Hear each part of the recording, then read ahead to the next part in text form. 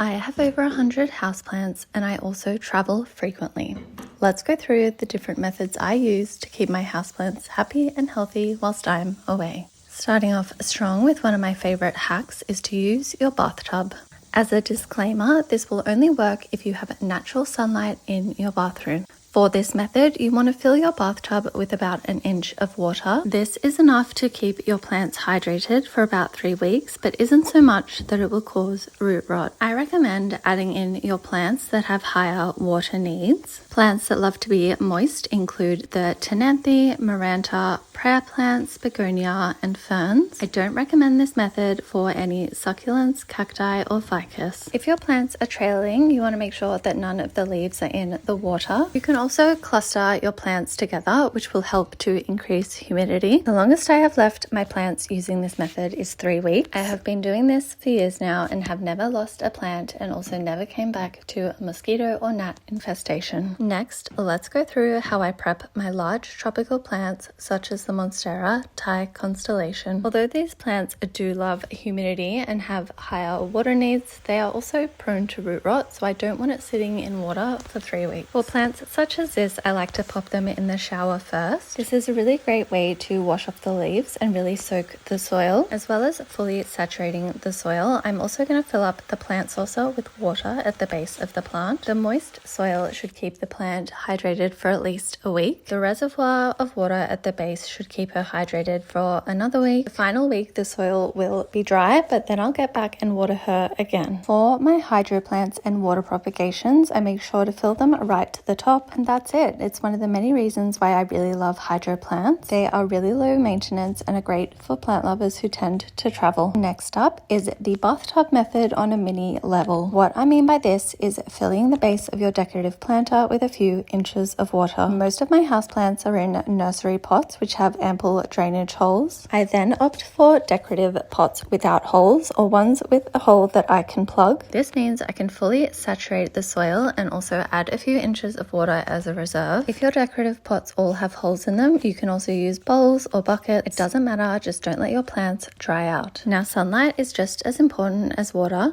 I tend to leave my curtains half open. This allows sunlight in without absolutely roasting my plants. My house does get a lot of natural sunlight, so I'm going to move my plants away from the windows. This way they will be getting bright, indirect light throughout the day instead of direct light. When I'm home, I can control how much sunlight they're getting, but when I'm away for weeks, I don't want them to burn. For my bird of paradise plant, the Strelitzia Nicolai, I'm using a similar method to my Thai constellation. I am fully soaking the soil with about a liter of water. I'm also filling up a saucer at the base of the plant, which you cannot see. Now, this big tropical gal loves a lot of water, so I'm also going to use the wine bottle hack. To do this, simply grab a wine bottle or any bottle that you have on hand. I'm also going to use a terracotta spike. Simply push the spike into your soil, being careful not to damage any roots. Then flip your wine bottle upside down and settle it into the spike or push it into the soil. This is a slow drip method, which allows water to seep into the soil as it dries. The terracotta spike helps to slow the flow, and it also absorbs some of the water. If you have a finer medium, you can push the bottle straight into the soil. If you have a chunky mix, the water may flow out too quickly. For my ficus lyrata, I use a similar method again, which is to fill a giant bowl at the base of my planter. I then add my plant in and soak the soil again. I'm also going to give this plant a pretty heavy prune, but don't be alarmed, you don't have to do this step if you're not comfortable with it. I have had this fiddle leaf fig for about 4 years now, and she's never lost a leaf on her own, so I'm going to trim off the base leaves. These are slowly starting to go yellow, which means they are aging out. The base leaves going yellow over time is completely natural, but as I'm traveling, I'm going to help this process for her.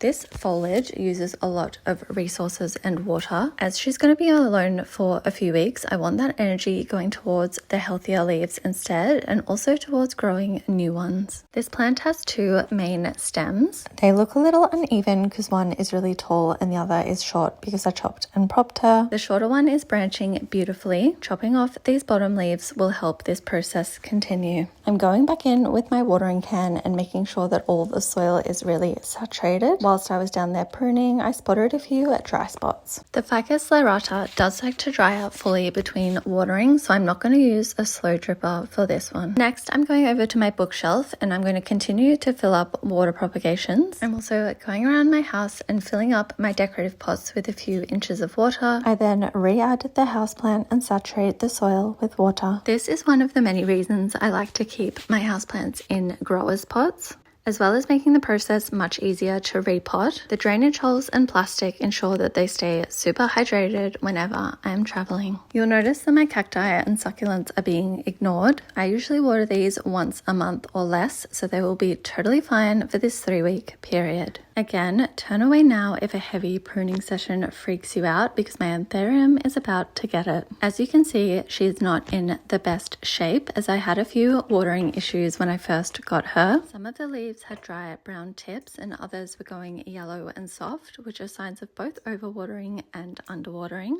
Yes, you can do both to the same plant. I've chopped off all the leaves bar one, both for aesthetics and also to give the plant a better chance to grow new leaves. I am already back from my trip and I promise you this tiny leaf is now a beautiful big one. Pruning plants does seem scary at first, but it usually promotes new growth. Of course, I'm then going back in with my watering can, filling up the decorative pot with an inch of water and then putting the plant back in. For the Anthurium, I'm soaking the soil as well. For my watermelon peperomia, I'm only filling the base of the decorative pot with water. The peperomia does not like having wet leaves or stems and is quick to rot, so I'm leaving the topsoil dry for this one. Now let's revisit my Monstera Thai Constellation. I'm not leaving her in the shower, even though there is ample sunlight in there. I'm popping her back in her regular spot, which is opposite a large window. For my prettiest houseplant, the Philodendron Pink Princess, I have again added a bowl of water to the base and I'm soaking the soil. If you love philodendrons like I do, you already know that the leaves are prone to getting stuck. And whilst I do have a few humidifiers, I don't want them running whilst I'm away for such a long time. All I can really do is give her a good mist before. No, this doesn't last as long, but it's better than nothing. For any plants which are hard to move or fixed in place, like this one attached to my wall, I like to go in with a bowl. Again, I add an inch of water to the bowl and then also water the soil. If you don't have a bathtub or a bathroom with natural light, you can use this method on all of your houseplants. You can use bowls or buckets or tubs, or a kiddie pool works well too. For my Monstera deliciosa, I'm using a combo of my previous methods. This includes soaking the soil and also adding another wine bottle and terracotta spike. I'm also going to trim off a few of the base leaves, which are going yellow and aging out as well. I promise this doesn't hurt the plant, and again, I've come back to 2 new beautiful fenestrated leaves. Another great hack which works inside and outside is the string method. I do have a full tutorial on the benefits and how to do this on my channel as well. For the rest of my collection, I am using the saturated soil and added water reservoir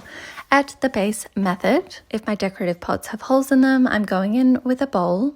If they don't, then I fill up the base of the decorative pot instead. I have been using a combination of these methods for over 4 years now. The longest I have left my houseplants is 3 weeks, and this was during spring.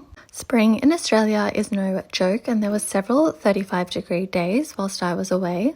I've also left them for over 2 weeks in the height of summer. Where I live gets over 40 degrees during summer, so these methods definitely work in hotter climates. If you're traveling during winter, you probably don't need to do all of this ahead of time. If I was traveling for under a month, I would just give all my houseplants a really good water before I leave. If I'm traveling for over a month, I would use slow drip methods to keep them hydrated whilst I'm gone. I do have a lot of outdoor houseplants as well, and for these I use DIY solar drip irrigation. Again, you can find a full tutorial on this on my channel already. As I've mentioned a few times, I'm already back from my vacation. Make sure you subscribe to check out the after video. I'm going to go through what all the plants look like now I'm back, including what my bathtub looks like.